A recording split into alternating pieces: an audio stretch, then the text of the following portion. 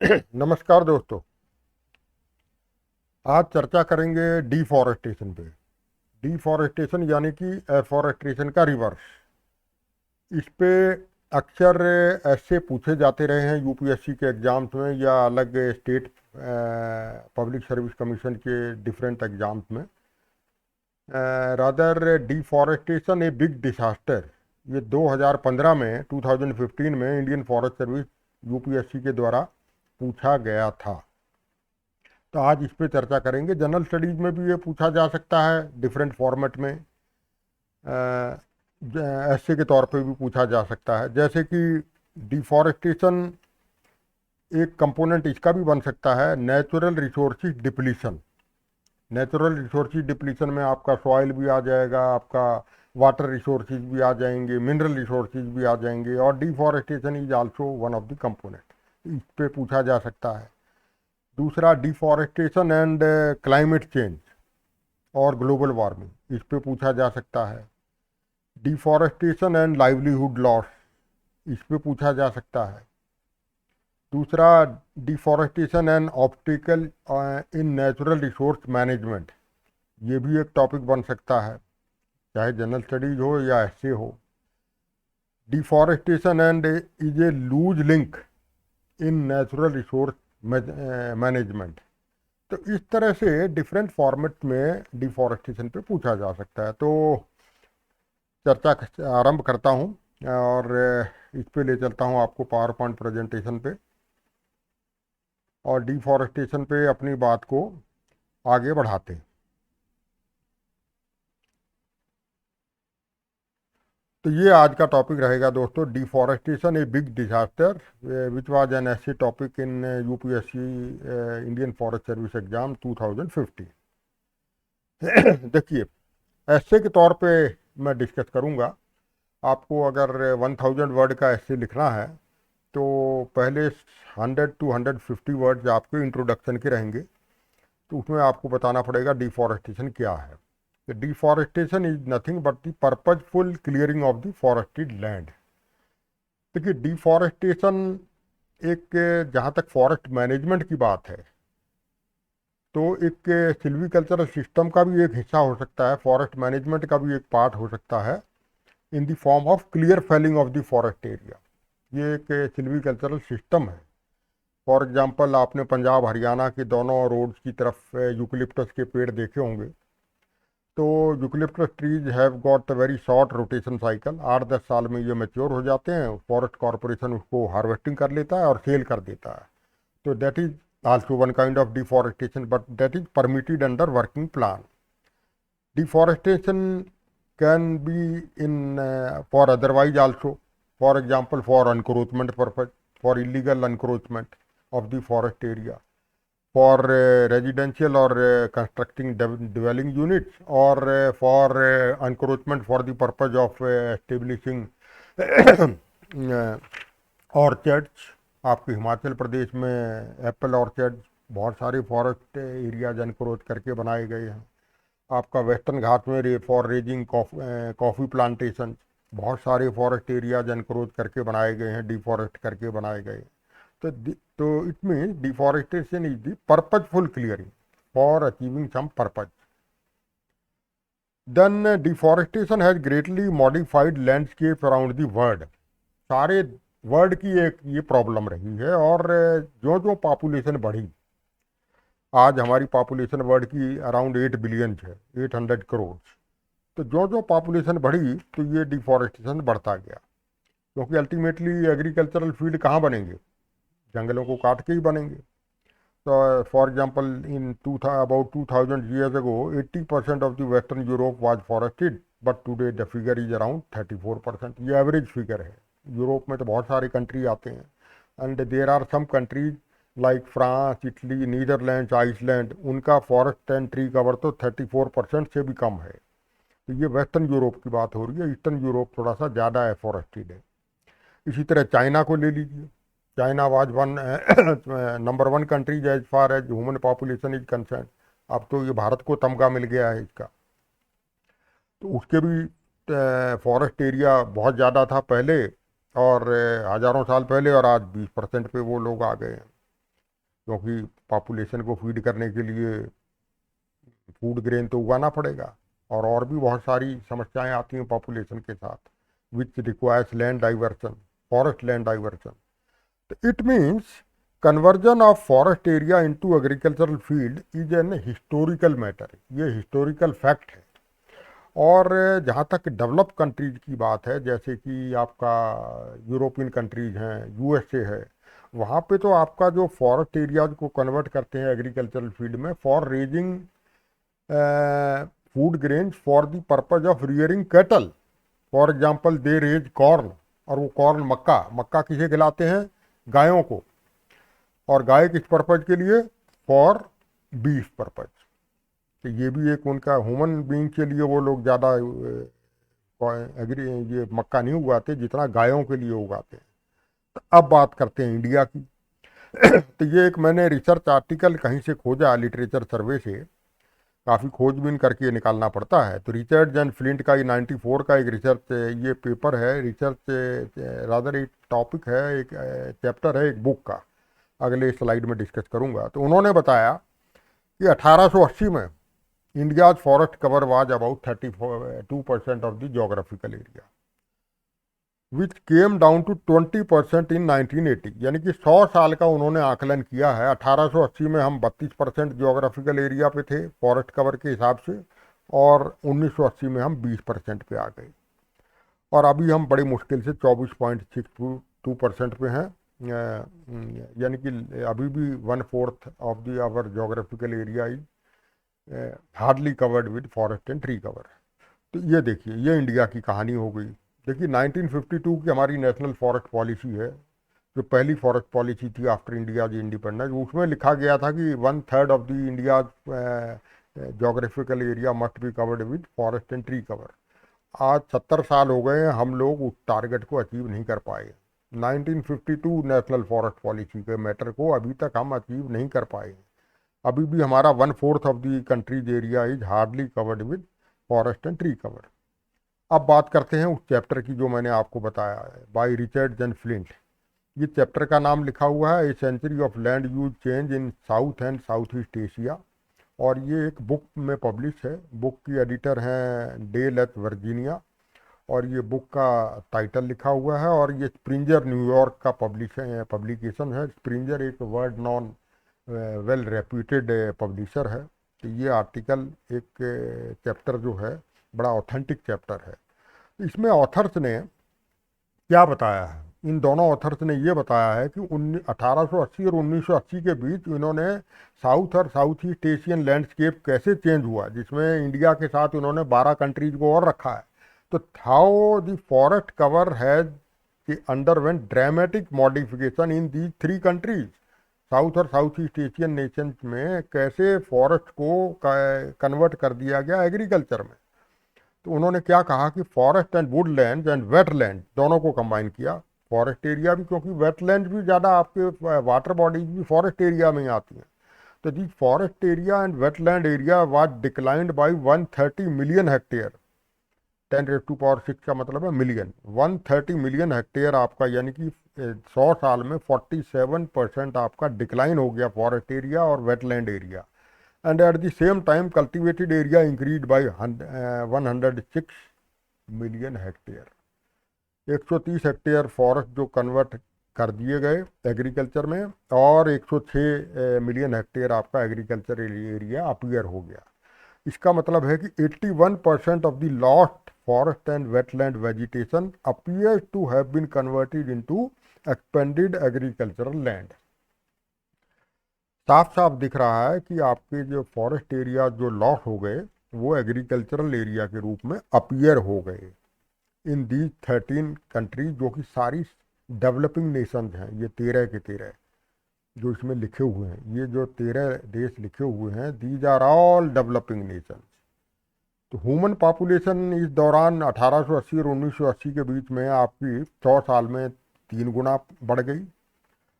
और इंडिया की जहाँ तक बात है तो 1901 में हमारी पॉपुलेशन थी लगभग 24 करोड़, और जो कि उसके 120 साल के बाद आज हम 123 लगा लीजिए, 2023 में आज हम 140 करोड़ 142 करोड़ के आसपास हैं। यानी कि 6 टाइम बढ़ गई। इंडिया की पॉपुलेशन तो और ज़ोर से बढ़ी है बिकॉज ऑफ वेरियस रीजन्स। तो ये तो था आपका इंट्रोडक्शन ऑफ दी एसे, ये आप इंट्रोडक्शन में डाल सकते थे ये पोर्शन। अब आप आइए मेन बॉडी ऑफ दी एसे। तो इसमें मैं टेबल के माध्यम से आपको दिखाना चाह रहा हूँ। इस टेबल को रट्टा नहीं मारना है।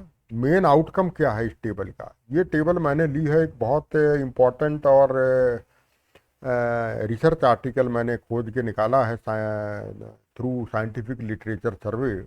ये एक रिसर्च आर्टिकल है पब्लिश्ड इन बायोडाइवर्सिटी कंजर्वेशन। ये बायोडाइवर्सिटी कंजर्वेशन एक जर्नल है published by Elsevier, very reputed journal in the discipline of conservation science. और इसका इम्पैक्ट फैक्टर भी बहुत अच्छा है, 6 के आसपास है। तो इसमें ये आर्टिकल पब्लिश हुआ था 2015 में बाई रेड्डी एटेल।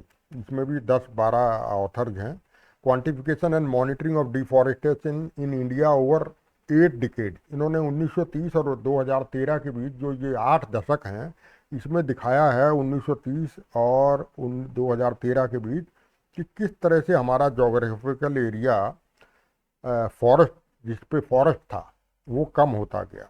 आपका 1930 में लगभग 26.4% इंडिया का forest area was covered with forest and tree cover, which has now come down in 2013 to 19%। इसके बाद थोड़ा बढ़ना शुरू हुआ है और आज हम 24.6% पे पहुँचे हैं, बड़ी मुश्किल से। उसमें भी बिग क्वेश्चन मार्क है as far as dense forest area is concerned. तो ये आपका main takeaway from this table is that how our forest and tree cover has gone down during last 8 decades. ये आप इस बता सकते हैं। और अब आइए नॉर्थ ईस्ट रीजन पे। देखिए हमारा जो फॉरेस्ट एंड ट्री कवर बैठता है, हमारा इंडिया का फॉरेस्ट जोग्राफिकल एरिया है रफली 328 मिलियन हेक्टेयर। ये आंकड़ा आपको याद रखना चाहिए, 328 मिलियन हेक्टेयर। और उसका 24.62% है as per latest forest survey of India report forest and tree cover. तो ये बैठता है 81 मिलियन हेक्टेयर। और इस 81 मिलियन हेक्टेयर में से लगभग 1/4 वो बनता है 20 हेक्टेयर, 20 मिलियन हेक्टेयर। तो 20 million hectare forest and tree cover is based in north eastern reason, जहाँ पे आपके 8 प्रदेश आते हैं, आसाम, अरुणाचल, मिजोरम, नागालैंड, मणिपुर, त्रिपुरा इत्यादि, जिसमें सिक्किम भी शामिल कर लिया गया है 8 एज 8th स्टेट।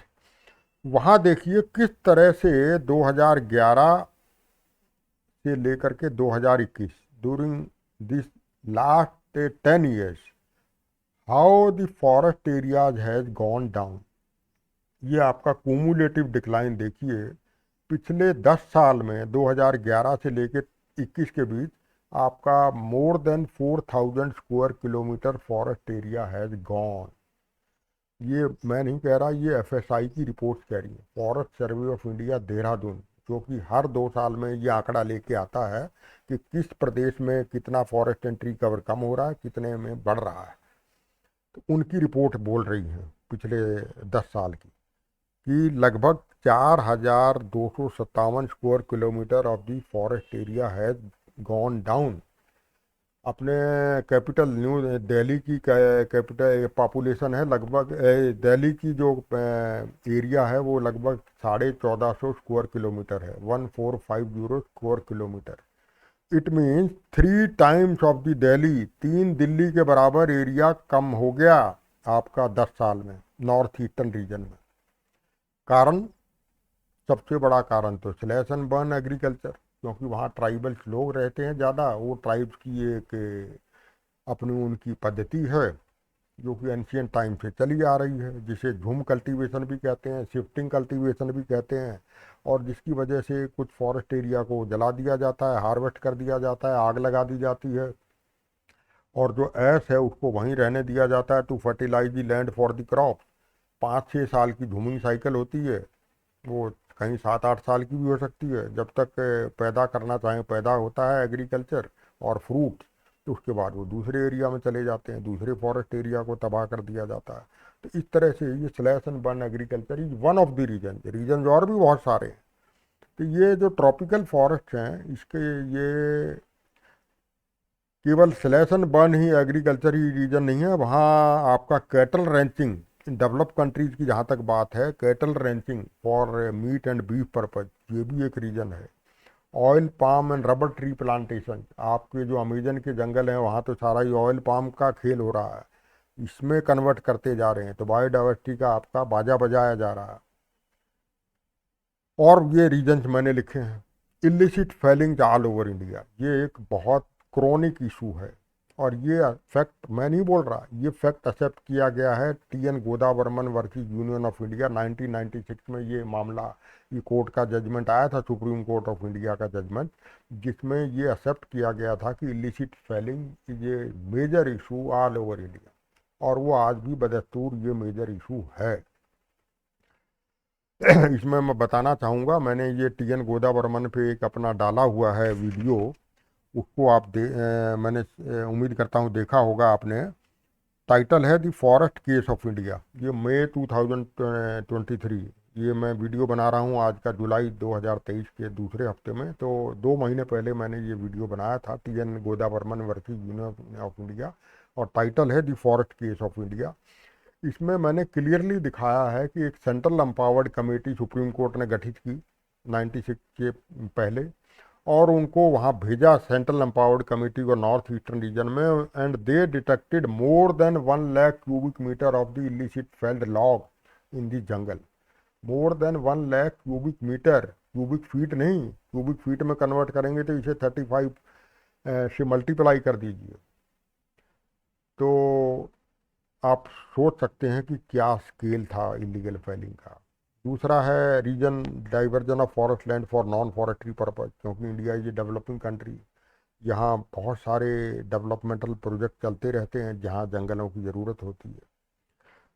कोई पावर प्लांट लगाना है, national hydro electric power plant, तो वो जंगल में लगेगा जहाँ पे नदियाँ बहती हैं। कोई रोड बनानी है, नेशनल हाईवे जंगल से निकल रहे हैं, या फिर ट्रांसमिशन लाइन जा रही है, तो इन सब, या माइनिंग, आजकल माइनिंग का एक बड़ा धंधा है, वो भी सब जंगल ही में सब कंपनी जाना चाहती हैं। तो एक एग्रीकल्चर को छोड़ करके बहुत सारे और डेवलपमेंटल पर्पजेज हैं, क्योंकि एग्रीकल्चर के लिए अभी फॉरेस्ट लैंड डाइवर्जन अलाउड नहीं है फॉरेस्ट कंजर्वेशन एक्ट 1980 में। FCA जो मैंने लिखा है ये forest conservation act 1980।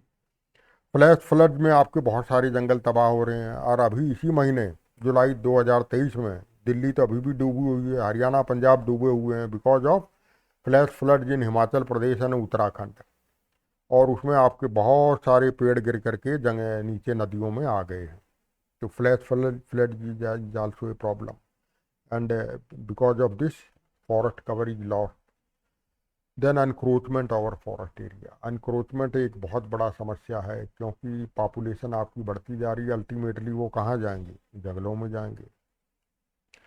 Forest fire during summer season, ये भी एक इशू है, ये भी एक forest and tree cover loss का एक रीजन है। अर्बनाइजेशन, आपके शहर बढ़ते जा रहे हैं, जंगल कटते जा रहे हैं, डिफॉरेस्टेशन होता जा रहा है। अब आप देखिए, एक मैं ये बता रहा हूँ कि स्टैंडिंग कमेटी ऑफ पार्लियामेंट होती हैं, बहुत सारे सेक्टर्स में होती हैं, standing committee of parliament on defence sector, on agricultural sector, telecommunication sector. तो इसी तरह फॉरेस्ट एंड एनवायरनमेंट पे भी स्टैंडिंग कमेटी की रिपोर्ट है, 324th रिपोर्ट रखी गई थी 2019 फरवरी में।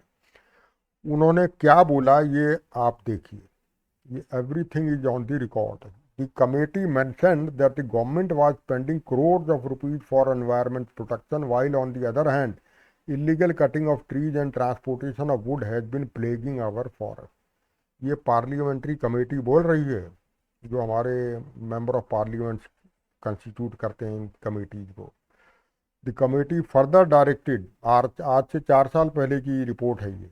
The committee further directed the Environment Ministry to take cognizance of illegal cutting of the trees in different parts of the country, and in coordination with the concerned state government और administration prepare an action plan for tackling this menace. इसको मीनास को control करने के लिए कुछ कीजिए, ये बताया जा रहा है सेंट्रल मिनिस्ट्री को और स्टेट गवर्नमेंट्स को। अब आते हैं फॉरेस्ट लैंड, जो डिफॉरेस्टेशन का इशू था 1950 और 1980 के बीच में। फॉरेस्ट कंजर्वेशन एक्ट आया 1980 में। उससे पहले 30 साल में आपकी लगभग 4.3 million hectare forest land was diverted, और सबसे ज़्यादा डाइवर्जन हुआ एग्रीकल्चर के लिए। नेचुरली हमें अपना आज़ादी के बाद एग्रीकल्चर फूड ग्रेन प्रोडक्शन तो बढ़ाना था, सेल्फ सफिशिएंसी इज रिक्वायर्ड। और रिवर वैली प्रोजेक्ट, आपकी एनर्जी नीड पूरी करनी थी, इंडस्ट्रीज डेवलप करनी थी, और बहुत सारे सेक्टर्स में लैंड डाइवर्ट हुई, mining, defence infrastructure, railways, highways. और उसके बाद ये फॉरेस्ट को लाया गया कंकरेंट लिस्ट में संविधान की 1977 में by way of 42nd amendment of the constitution. उसके बाद फॉरेस्ट कंजर्वेशन एक्ट आया, जिसके माध्यम से आपका क्या फ़र्क पड़ा कि जो पहले हर साल लगभग 1.5 लाख हेक्टेयर पर एनम आपकी डाइवर्जन हो रही थी फॉरेस्ट लैंड 1950-1980 के बीच, वो दैट हैज़ कम डाउन, वो 35,000 40,000 के आसपास पर एनम आ गई। ये फॉरेस्ट कंजर्वेशन का एक पॉजिटिव एस्पेक्ट है कि फॉरेस्ट की डाइवर्जन कुछ बची, कुछ रुकी, और इस पे कुछ लगाम लगी। अब मैं आ रहा हूँ एक ऐसी बुक पे जिसमें लिखा गया है कि वेस्टर्न घाट्स में किस तरह से लूटिंग और प्लंडरिंग हो रही है फॉरेस्ट की। ये एक ब्रिज किशोर सिंह, ये सीनियर आईएफएस ऑफिसर हैं, retired principal chief conservator forest हैं, कर्नाटका कैडर के 76 बैच के ऑफिसर हैं। उनकी ये बुक है changing land usages and shrinking streams and carbon sinks. तो ये बुक के बारे में मैंने आपको एक डिटेल्ड वीडियो भी बनाया हुआ है। वीडियो का नाम है plundering of forest and endangering ecological stability of Western Ghat. ये मैंने मार्च अप्रैल 2023 में बनाया था। इसको भी आप देखिए, जिसमें आपको पता लगेगा कि वेस्टर्न घाट में क्या खेल खेला जा रहा है जंगलों को तबाह करने के लिए। तो उस बुक का माध्यम से मैं ये लिख रहा हूँ। उस बुक में ये बताया गया है कि forest right act 2006, forest rights act जिसका कि फुल फॉर्म है the scheduled tribes and other traditional forest dwellers recognition of forest rights act 2006, इसको शॉर्ट में एफआरए बोलते हैं, कि एफआरए को किस तरह से यूज किया जा रहा है फॉरेस्ट लैंड को ग्रैब करने के लिए। ये मैंने उस वीडियो में भी क्लियरली बताया हुआ है कि नया वीडियो है मेरा एफआरए 2006 पे, a tool for deforestation and grabbing forest land, जो कि मैंने 3 महीने पहले मार्च अप्रैल 2023 में डाला था। तो इसमें जो ऑथर बता रहे हैं, ये जो आपके वेस्टर्न घाट के एरियाज हैं कर्नाटका के, नॉर्थ कनाडा, हाइवेरी, कोडागू, शिमोगा, कि किस तरह से पॉलिटिशियन अनकरेज करते हैं विलेजर्स को, ये सारा उस बुक में लिखा हुआ है। मैं इस बुक के हवाले से ये सब बता रहा हूँ कि आप पहले ज़मीन कब्जा कर लीजिए और उस पर बाद क्लेम कर लीजिए कि मैं तो यहाँ पिछले 75 साल से या मेरे पुरखों से यहाँ बैठा हूँ, और ये ज़मीन हमें 4 हेक्टेयर मार्क कीजिए, जो कि फॉरेस्ट राइट एक्ट में मैं ले सकता हूँ। Deputy commissioner were pressurize in district level committees meeting to clear the rejected cases. Case reject भी हो जाएं तो ऊपर से प्रेशर आता है मंत्रालय से कि इन्हें क्लियर कीजिए, और फॉरेस्ट ऑफिसर उसमें आंख मूंदे बैठे रहते हैं, साइलेंट स्पेक्टेटर्स। और इस तरह से बहुत सारी कम्युनिटीज जो कि अदरवाइज एलिजिबल नहीं है, वो ऑक्यूपाई कर लेती हैं फॉरेस्ट लैंड को। तो ऑथर तो बोल रहे हैं it is high time the act must be repealed. चलिए रिपील तो न कीजिए, लेकिन इसमें अंधेरगर्दी जो है उसको तो दूर कीजिए। दूसरा उन्होंने, ऑथर ने ये बताया है, ब्रिज किशोर सिंह साहब ने, कि plant officers bend government guidelines act rule regulation in favour of illegal tree felling. Supreme court orders जो आपके गोदा बर्मन केस में थे, working plan provisions were overlook to ensure pleasing the timber mafia. उसमें clearly बताया गया है कि revenue department, forest department, politicians and timber mafia, ये चारों ने मिलकर के किस तरह से कोडागू डिस्ट्रिक्ट में लूट मचाई फॉरेस्ट की 1990 से लेकर के 2015 के बीच। ये सारा आपका इस वीडियो में आप देख सकते हैं जो कि मैंने plundering of forest and endangering ecological stability of Western Ghat, ये इस वीडियो में मैंने डाला हुआ है। तो ये भी एक बहुत बड़ा रीजन है डिफॉरेस्टेशन का। अब आते हैं दूसरे एस्पेक्ट पे डिफॉरेस्टेशन का, फॉरेस्टेशन का, कि टोटल इकोनॉमिक वैल्यू जो फॉरेस्ट की है वो दो कंपोनेंट से बनती है, use value and non use value. Use value में आपका आता है direct use value, indirect use value और ऑप्शन वैल्यू। और नॉन यूज वैल्यू में आता है एग्जिस्टेंस वैल्यू एंड बीक्वेस्ट वैल्यू। अब direct use value is very simple, जो कि फॉरेस्ट से हमें डायरेक्ट बेनिफिट मिलते हैं, like timber, firewood, fodder for animal, आपका drinking water in the rivers, honey, cane, bamboo. Cane हर एक जंगल में नहीं मिलेगा, एवरग्रीन फॉरेस्ट में मिलेगा। Bamboo, lac, resin, medicinal plant, genetic resources, ये सारे आपकी डायरेक्ट बेनिफिट्स हैं, डायरेक्ट यूज वैल्यू हैं फॉरेस्ट की। इसी तरह से इनडायरेक्ट यूज वैल्यूज में आपकी जो regulating kind of ecosystem services हैं या cultural kind of ecosystem services हैं, वो सारी आ जाएंगी। Soil erosion prevention, checking spread of desert, climate regulation, water cell production, carbon storage, carbon sequestration और वाटर प्यूरिफिकेशन, ये सब आ जाएगा आपका इनडायरेक्ट वैल्यू। तो फिर एक आपका यूज वैल्यू में दिखाया गया है ऑप्शन वैल्यू। ये ऑप्शन वैल्यू जो है ये दोनों तरफ आ सकती है, ये यूज वैल्यू में भी आ सकती है, इनडायरेक्ट यूज वैल्यू में भी आ सकती है। तो ये it is nothing but willingness to pay by an individual और an organisation for preserving a forest for future use. मैं आज किसी जंगल को देखने नहीं जा सका बिकॉज ऑफ माई वर्क और some other commitment, but I have willingness to pay for future use. Future में मैं देखना चाहूँगा किसी टाइगर रिजर्व को जहाँ से बहुत सारी इकोसिस्टम सर्विसेज जनरेट हो रही है। तो ये इसे कहा जाता है ऑप्शन वैल्यू। नेक्स्ट वैल्यू आती है बीक्वेस्ट वैल्यू, जो इनडायरेक्ट यूज वैल्यू में आती है। बीक्वेस्ट वैल्यू लागू होती है जनरेशन पे, जो प्रेजेंट जनरेशन वैल्यू देती है फॉरेस्ट को for protecting the forest for future generation. आज की जनरेशन प्रोटेक्ट कर रही है फॉर फ्यूचर जनरेशन, क्योंकि हमें ये जंगल मिले हैं हमारे फोर फादर से, हमें इनको बचा के रखना है और हैंड ओवर करना है नेक्स्ट जनरेशन को। तो वो उस वैल्यू को कहा जाता है बीक्वेस्ट वैल्यू। और लास्ट वैल्यू आती है existence value. Existence value measures the value of the forest as carbon sinks. Forest रहेगा, बायोडाइवर्सिटी रहेगी, तो आपका ये कार्बन को स्टोर करेंगे। They act as carbon sink and they also act as preservers of biodiversity. Forest रहेंगे तो wildlife habitat रहेगा, बायोडाइवर्सिटी प्रोटेक्ट होगी और इकोसिस्टम सर्विसेज जनरेट होंगी। तो ये सब आ जाता है एग्जिस्टेंस वैल्यू में। Because of existence of the forest all these ecosystem services in the form of biodiversity, carbon sinks, wildlife habitat, they are protected. तो कुल मिला के ये कह सकते हैं कि total economic value of N environmental resource, यहाँ हम फॉरेस्ट की बात कर रहे हैं, तो ये सब आ गया जो मैंने अभी डिस्कस किया, direct use value, indirect use value, option value, bequest value and existence value. तो अगर if deforestation takes place, then deforestation will lead to biodiversity loss and biodiversity loss will lead to total economic value loss. तो आपकी दूसरे form में हम कह सकते हैं जितने डायरेक्ट और इनडायरेक्ट बेनिफिट मिल रहे हैं इन the form of ecosystem services, वो सारे बेनिफिट्स आपके वॉश आउट हो जाएंगे because of biodiversity loss. Biodiversity loss क्यों होगा? Because of deforestation. तो ये सारा मैंने जो बताया ये आप डाल सकते हैं मेन बॉडी में। अब आइए कंक्लूजन पे। कंक्लूजन में आप कॉन्सिक्वेंसेस लिख दीजिए डिफॉरेस्टेशन के।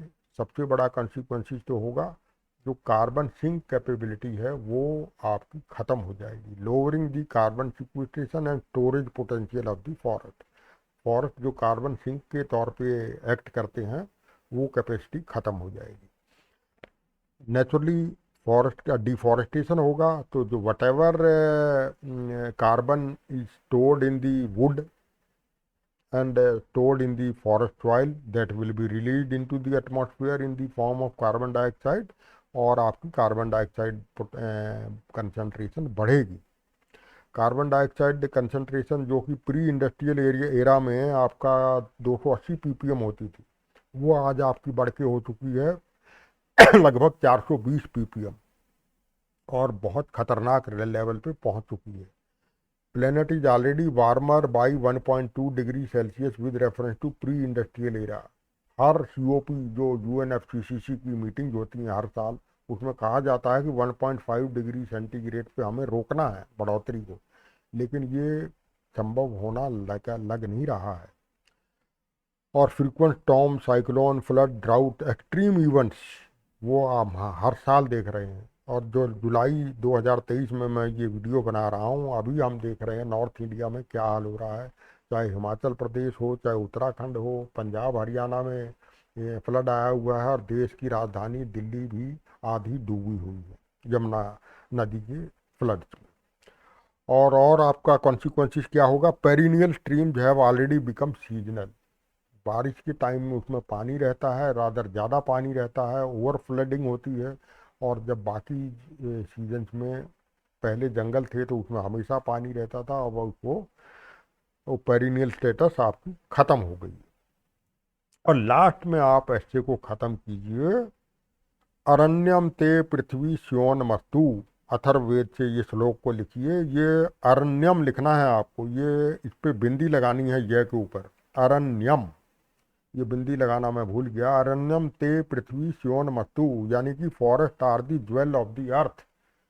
अर्थ के गहने हैं, इस गहनों को और बढ़ाइए in the form of afforestation. Deforestation की जगह एफॉरेस्टेशन पे जोर देना है, ताकि ह्यूमैनिटी जो life, complete life on the earth, that can be saved. Otherwise आपका ये सारा का सारा life, not only human life but other form of life also will be destroyed in coming years. तो दोस्तों ये था मेरा discussion in the form of essay on deforestation.